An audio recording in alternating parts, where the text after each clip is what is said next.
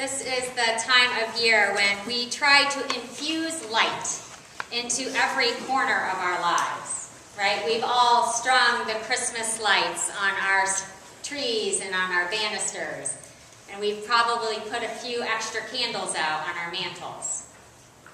And we give gifts, all as ways of trying to shoo away the darkness. And the other evening, we were out driving, kind of looking at all the houses decked out with their lights. And we had this running commentary that went a little bit like this, you know, oh, look at that one, or that house is great, look at all the lights on that one. Or check that out, a peace sign and lights. Really, my neighbor has a giant peace sign, all made out of Christmas lights.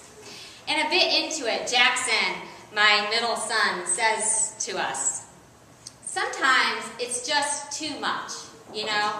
It's just over the top. Of course, we're the family that has these great brand new blue and white flashing LED snowflakes all across our porch. So I don't know who's talking about over the top. But then Jackson says you shouldn't do so many lights.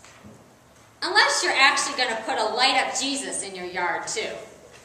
They're kind of losing sight of the point, don't you think? It is Jesus' birthday and all.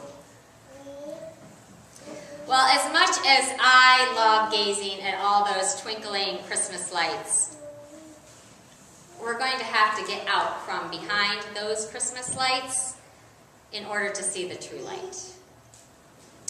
Because even a light-up baby Jesus doesn't mean we get the point. So let's unplug our new LED flashing lights and just for a moment admit that we're very comfortable living in the dimness. Living in dimness means that there are excuses for not seeing properly. Dimness means no extremes. Dimness means nothing too bad going on, but maybe nothing that great either. But it's acceptable. Dimness is the same old, same old. We are people who have seen great dimness. Our lives may not be as we dream them to be, and they are probably not as God has dreamed them to be either. Our days run together with nothing much notable. They could be worse. It's possible to go a week, probably, without a real, honest conversation. But we're really excellent at talking on our cell phones and texting. And for some of us, our jobs are unsatisfying. But at least we have a job. So that's us. And then there's the whole rest of the world. You know, we know extreme poverty exists, but it doesn't come close enough to compel us to do anything. And we know that there are injustices in the world, but we live in a fairly just town and community. Dimness. We prefer it. It's tolerable. Because here's the thing. In the light, we see things that we may not want to see. And when we see them, things will never, ever be the same again. And in the dark, there are things there that we do not want to see. And then things will never, ever be the same. The light and the dark share a very unexpected property. Fear. So I'll settle for dim.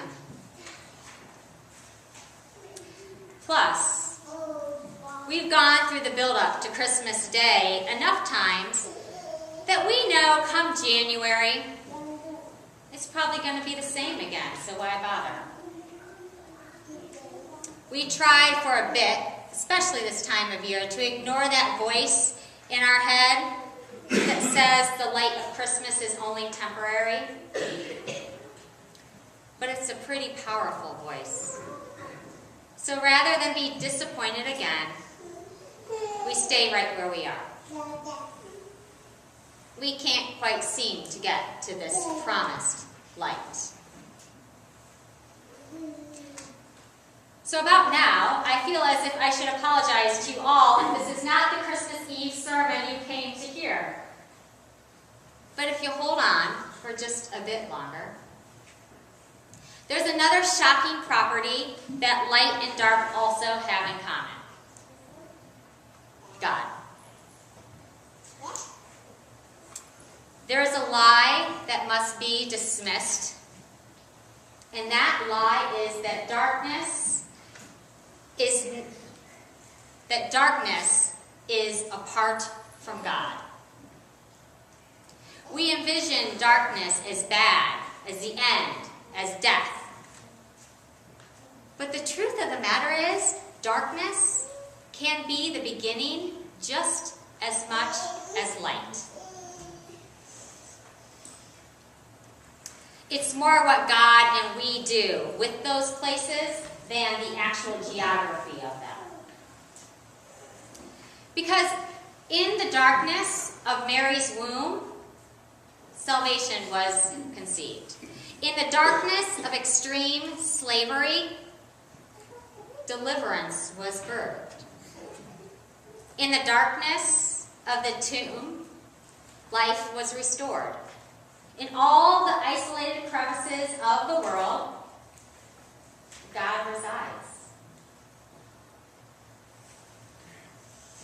I don't want to say it's good news if you're sitting in the dark or in the dim, but in some ways it is. Because the Christmas truth is that God can do wonders with the dark. Christmas cannot be only about glittering stars and a cooing infant. It must also be about crosses and torn curtains. Because here's the thing. Jesus doesn't stay a baby. Yes, tonight he is the infant lowly. And he is the breath of heaven come down. But Christmas is so much more than that. We aren't worshiping just a baby. We are worshiping a God of the dark and a God of the light. Tonight, on this night, the word we may need to hear the most is that we are children of the light. We cannot help but be drawn to him. We cannot help but creep a bit closer and peer over the manger. We cannot help but look up at the stars and wonder a bit. We cannot help tonight but feel the tenderness of Joseph and Mary. And even as we shield our eyes from the horror of the cross, we cannot help but spread our fingers a tiny bit to look. Now here's the thing. We don't have to go towards the light. Of course we have a choice. But if we choose to move, the question you may be asking yourself is, how can this miracle be different this year then? And what I'd say is to take a look, maybe a second glance in a dark corner. Because there just might be a tiny little sliver of light coming out from underneath that closed door. And it's important to remember, when you're looking at that closed door, at that sliver of light, that the darkness can be scary just as easily as it can be joyful, and the light can be scary just as easily as it can be joyful. But that might be Jesus beckoning to you. I've been thinking a bit about Jackson's comment about the lights and missing the point that it's Jesus' birthday.